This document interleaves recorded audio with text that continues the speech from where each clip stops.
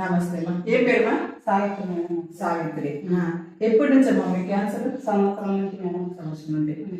ఈమెకి క్యాన్సర్తో ఇబ్బంది పడుతుంది మనకు తెలియడం వల్ల మనం ఈ విధంగా వాళ్ళకి ఒక 30 రకాల వస్తువులు శ్రీమతి అరుణ గారి పుట్టిన సందర్భంగా ఈమెకు ఇది ఇస్తున్నాము. తీసుకుంటున్నాం. సరే, ట్రీట్మెంట్ చేయించుకుంటున్నారా? చేయించుకుంటాము. ట్రీట్మెంట్ చేయించుకున్నాము. మాత్రలు ఏమి వాడుతున్నారా?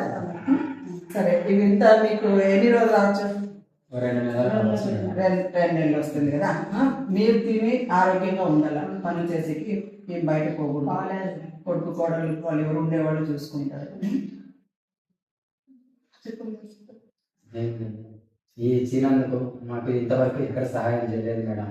ఎందుకు కూలి చేసుకుంటే ఆ హాస్పిటల్కి వచ్చి ఆరోగ్యశ్రీ కింద ట్రీట్మెంట్ కూడా తీసుకుంటాను. మా అమ్మను ఇంకో 2 కీమోలు ఉన్నాయి. 2 కీమోలు అయిపోతే మళ్ళీ ఏం చెప్తారు సార్ అనేది ఒక చిన్న భయము. మా అమ్మలు మమ్మల్ని కష్టపడి పెంచినారు.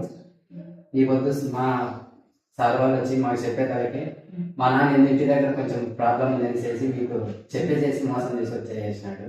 మేము కానీ బాధపడుకున్నాము. అందుకోసమని మా నాన్న వద్దని మళ్ళీ మార్నింగ్ ఫోన్ చేసేసరికి వచ్చేసినాం మేడం.